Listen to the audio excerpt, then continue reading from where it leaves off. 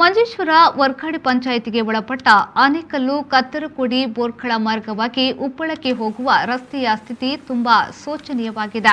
ಪ್ರತಿದಿನ ನೂರಾರು ವಾಹನಗಳು ಸಂಚರಿಸುವ ಹಾಗೂ ನೂರಾರು ಕಾಲ್ನಡಿಗೆ ಯಾತ್ರಿಕರು ಆಶ್ರಯಿಸುವ ಏಕೈಕ ರಸ್ತೆಯಾಗಿದೆ.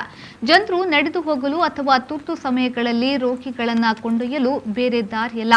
ಏಕೆಂದರೆ ಈ ಮಳೆಗಾಲದಲ್ಲಿ ಜನರು ನಡೆಯುವುದು ತುಂಬಾ ಕಷ್ಟದಿಂದ ಹಾಗೂ ವಾಹನಗಳ ಸಂಚಾರವು ತುಂಬಾ ಕಷ್ಟಕರವಾಗಿದೆ. ಹಲವಾರು ಬಾರಿ ಪಂಚಾಯತ್ ವಾರ್ಡ್ ಸದಸ್ಯರಿಗೂ ಸಂಬಂಧಪಟ್ಟ ಅಧಿಕಾರಿಗಳಿಗೂ ಅದೇ ರೀತಿ ಸ್ಥಳೀಯ ರಾಜಕೀಯ ಮುಖಂಡರಿಗೂ ಸಮಸ್ಯೆಯ ಬಗ್ಗೆ ದೂರು ನೀಡಿದ್ರು. ಈವರೆಗೆ ಯಾವುದೇ ಪರಿಹಾರ ದೊರೆತಿಲ್ಲ. ಕಂಡು ಕಾಣದ ಜಾಣ ಕುರುಡರಂತೆ ವರ್ತಿಸುತ್ತಿರುವುದು ಅಧಿಕೃತರ ವಿರುದ್ಧ ನಾಡಿನ ಜನತೆಯಿಂದ ವ್ಯಾಪಕ ಆಕ್ರೋಶ ವ್ಯಕ್ತವಾಗುತ್ತಿದೆ. ಮಳೆ ನೀರು ರಸ್ತೆಯಲ್ಲಿ ತುಂಬಿ ತೋಡಿನಂತೆ ಹರಿಯುತ್ತಿದೆ ಹಾಗೂ ಮಾರ್ಗದ ಹತ್ತಿರ ಇರುವ ಒಂದು ಮನೆಯ ಮಳೆಯ ನೀರನ್ನ ಕೂಡ ರಸ್ತೆಗೆ ಇಳಿಸಲಾಗುತ್ತಿದೆ. ಆ ಕುಟುಂಬದವರೊಂದಿಗೆ ಮಾತನಾಡಲು ಸ್ಥಳೀಯ ವಾರ್ಡ್ ಸದಸ್ಯರಿಗೆ ಹಲವಾರು ಬಾರಿ ದೂರು ನೀಡಿದ್ದಾರೆ. ಆದರೆ ಇಲ್ಲಿಯವರೆಗೆ ಯಾವುದೇ ಪರಿಹಾರ ಕಂಡುಬಂದಿಲ್ಲ ಎಂಬುದಾಗಿ ಸ್ಥಳೀಯರು ತಮ್ಮ ಅಳಲನ್ನ ತೋಡಿಕೊಂಡಿದ್ದಾರೆ. ಸಂಬಂಧಪಟ್ಟವರು ಆದಷ್ಟು ಬೇಗ ಇದಕ್ಕೊಂದು ಪರಿಹಾರವನ್ನ ಕಂಡುಕೊಳ್ಳದೇ ಇದ್ದಲ್ಲಿ ಮುಂದಿನ ದಿನಗಳಲ್ಲಿ ಪಂಚಾಯತ್ ಕಚೇರಿ ಮುಂಭಾಗದಲ್ಲಿ ಉಪವಾಸ ಸತ್ಯಾಗ್ರಹದಂತ ಪ್ರತಿಭಟನೆಗೆ ಮುಂದಾಗಲಿರುವುದಾಗಿ ಸ್ಥಳೀಯರು ಎಚ್ಚರಿಕೆಯನ್ನ ನೀಡಿದ್ದಾರೆ.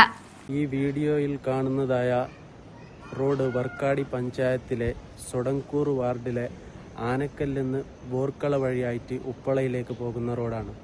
ഈ റോഡിൻ്റെ അവസ്ഥ വളരെ ശോചനീയമാണ്. വളരെയധികം വീതി കുറഞ്ഞൊരു റോഡും മഴക്കാലത്ത് മഴയുടെ എല്ലാ വെള്ളവും റോഡിലൂടെയാണ് കടന്നു പോകുന്നത്. അതുമാത്രമല്ല ഈ റോഡിൻ്റെ വശത്തുള്ള വീട്ടുകാർ പൈപ്പിലൂടെ മഴൻ്റെ വെള്ളം റോഡിലേക്ക് വിടുന്ന ഒരു അവസ്ഥയാണ് ഇവിടെ ഉള്ളത്.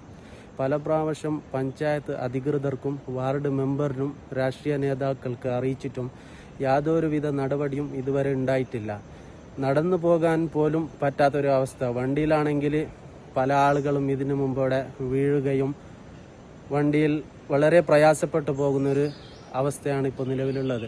റോഡിൻ്റെ ഒരു വശം ഇടിഞ്ഞ് വീഴാനുള്ള ഒരു അവസ്ഥയിലേക്കും എത്തിയിരിക്കുകയാണ്. എത്രയും പെട്ടെന്ന് ഇതിനൊരു പരിഹാരം കണ്ടെത്തിയില്ലെങ്കിൽ വളരെയധികം ബുദ്ധിമുട്ട് ഈ നാട്ടിലുള്ള ജനങ്ങൾ നേരിടേണ്ടി വരുമെന്നാണ് അറിയിക്കാനുള്ളത്.